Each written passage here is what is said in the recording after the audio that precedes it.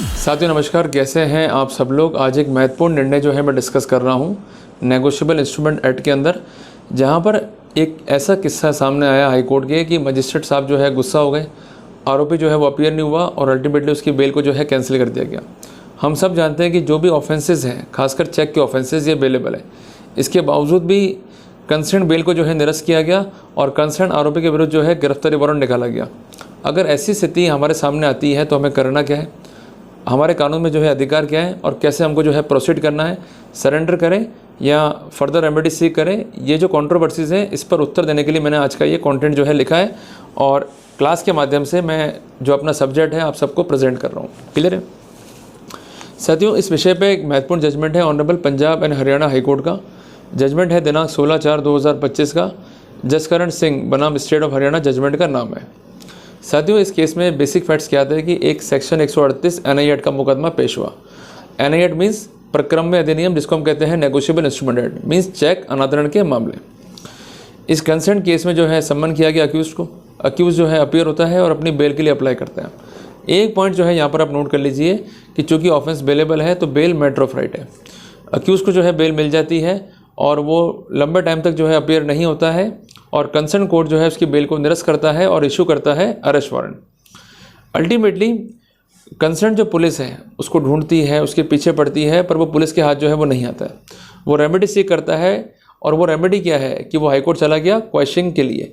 उसका कहना ये था कि जो कंसर्न कोर्ट की प्रोसीडिंग है ये बेसिकली इंटरलोकेटरी ऑर्डर है, इसकी रिवीजन मेंटेनेबल नहीं होगी, जिस कारण डायरेक्टली जो है मैं बिफोर हाई कोर्ट आया हूँ ताकि हाई कोर्ट इस मामले के फैक्ट्स को, सर्कमस्टेंस को देखते हुए ये कंक्लूड कर सके कि प्रोसेस का अब्यूज़ हुआ है। इनहेरेंट पावर का एक्सरसाइज ज़रूरी है। अगर ऐसा नहीं होता है तो अल्टीमेटली मेरे राइट्स जो है वो अफेक्ट होंगे और मुझे परजुरी कॉज होगी। इनका कहना यह था कि मुझे कंसर्न कोर्ट से रेगुलर बेल मिली, ये फैक्ट एडमिटेड है। ये फैक्ट भी एडमिटेड है कि मुझे कुछ बीमारियां हैं और बीमारियां जो है बहुत सीरियस नेचर की है, जिस कारण से मैं कोर्ट में जो है अपीयर नहीं हो पाया और इन्होंने अपने कंसर्न मेडिकल के फैक्ट्स के समर्थन में डॉक्यूमेंट जो है पेश किए।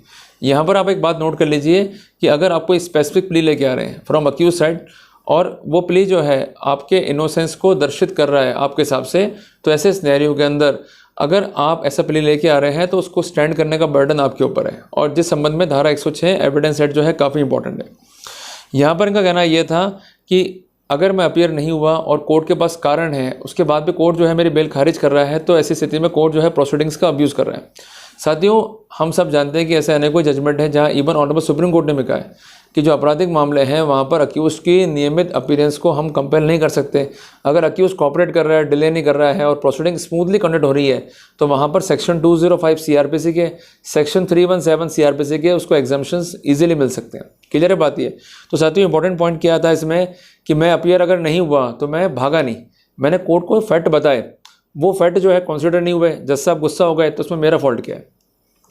इनका कहना यह था कि अरेस्ट वारंट जो है डायरेक्टली इशू नहीं हो सकते हैं अगर मैं अपीयर नहीं हो रहा हूँ और लगातार मैं अपीयर हो रहा था पहले, तो ऐसे सिनेरियो के अंदर कोर्ट जो है नोटिस जारी कर सकता था और हद से हद सम्मन से या जमानती वारंट से तलब कर सकता था, बट डायरेक्टली अरेस्ट वारंट निकालना ये अपने आप में इंडिकेटिव है कि प्रोसेस का अब्यूज़ हुआ है। तो उनका कहना यह था कि ये जो पावर्स हैं they are not required to be exercised mechanically. Court ने सारे फैक्ट्स को देखा, सर्कमस्टेंसेस को देखा, तो कोर्ट ने एक बात इस फैसले में स्पष्ट करी कि जो अरेस्ट वारंट निकालने का प्रोसेस है वो बहुत रेयर प्रोसेस है। जो पावर्स हैं regarding the issuance of arrest warrant it should be exercise sparingly, routine manner में, मैकेनिकल वे में ये पावर जो है एक्सरसाइज कोर्ट को नहीं करनी चाहिए। सबसे पहला प्रोसेस क्या, सम्मन निकालूं, फिर बेलेबल वारंट है, उसके बाद ये पावर जो एक्सरसाइज करनी है। हालांकि कई बार ऐसा देखा गया कि इंडियन कोर्ट्स में अगर आरोपी बेल ले लेता है फिर वो अपीयर नहीं होता है, उसकी बेल बाउंड जो है वो फॉरफिट हो जाते हैं, बेल कैंसिल हो जाती है, तो कोर्ट यूजुअली जो है तलब करता है उसको अरेस्ट वारंट से। पर ये प्रोसेस जो है अवॉइड करना चाहिए, खासकर तब जब लगातार आपको इंटीमेशन है विद हाजिरी माफ़ी कि आरोपी जो है बीमार है या कोई विशेष कारण है जिस कारण से वो कोर्ट में हाजिर नहीं हो पा रहा है और ऐसा कारण जो कंट्रोल से उसके बियॉन्ड है। क्लियर है बात है। ये सबसे बड़े क्लिंचिंग पॉइंट है, कैच पॉइंट जिसको हमको जो है पकड़ के चलना है।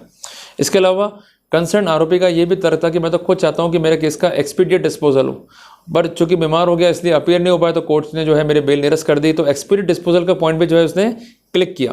उसका कहना कि मैंने ऑलवेज कॉपरेट किया है, मैंने रेगुलर बेल ली, मैं कहीं एब्सकॉन्ड नहीं हुआ, अल्टीमेटली मैं अपीयर भी हुआ, बट जो मेरी शारीरिक स्थिति है उसके चलते अपीयर नहीं हो पाया। तो ऐसे सिनेरियो में जो मुझे एग्जाम्पशन मिलना था वो तो नहीं मिला, पर उल्टा मेरी बेल जो है निरस्त हो गई। सबसे इम्पोर्टेंट बात यह है कि मैं हर पेशी पे जो है उपस्थित उतरूँगा, मैं एग्जाम्शन जो है अब क्लेम नहीं करूँगा और मैं खुद भी अपना डिस्पोजल चाहता हूँ, ये भी जो है स्टैंड लिया। तो सारे फैक्ट्स को, सर्कमस्टेंस को देखते हुए कोर्ट ने जो इम्पिन ऑर्डर था उसको सेटिस्फाइड कर दिया और कंसेंट जो आरोपी था उसको अपीयर होने के जो है ऑर्डर कर दिए। तो यहाँ पर सबसे बड़ा बेनिफिट क्या रहा आरोपी को कि उसको जेल नहीं जाना पड़ा। कई बार ऐसा हो जाता है, मैंने देखा है प्रैक्टिकली, कि अरेस्ट वारंट है अगेंस्ट द अक्यूज और अक्यूज जो है अपीयर हो गया और कोर्ट उसको कई बार जो है जेल भेज देती है। मैंने ऐसे कई किस्से देखे। तो इसलिए बेटर रेमेडी ये है कि अगर अरेस्ट वारंट है तो उसका निरस्तीकरण कराइए।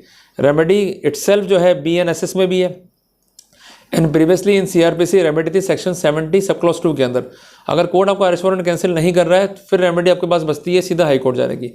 हाई कोर्ट जाइए, पिटिशन दाखिल कीजिए और रेमेडी लीजिए। टाइम लगेगा 3-4 महीने का, मानता हूँ, बट रेमेडी नहीं लोगे और सरेंडर हो जाओगे, फिर जज ने जेल भेज दिया, तब भी दुख तो पाओगे ना। तो बेटर ये कि रेमेडी लो और उसके अकॉर्डिंगली जो है प्रोसीड करो। तो ये इंपॉर्टेंट जजमेंट है to secure your interest and secure your rights. तो जब भी कोर्ट आपका सम्मन जारी कर रहा है, जमानती वारंट जारी कर रहा है, आप अपीयर नहीं हो पा रहे हो, फिर कोर्ट जो है निकाल रहा है गैर जमानती वारंट, तो सरेंडर होने के बजाय आप कैंसिलेशन ऑफ वारंट लगाइए और अगर कोर्ट तब भी नहीं मानता है तो हाई कोर्ट जाकर रेमेडी जो है सीख कीजिए। ये बेसिक थीम है आज के कंटेंट का। जल्दी मिलते हैं अपन एक नए टॉपिक के साथ। टिल देन, जय हिंद, जय भारत।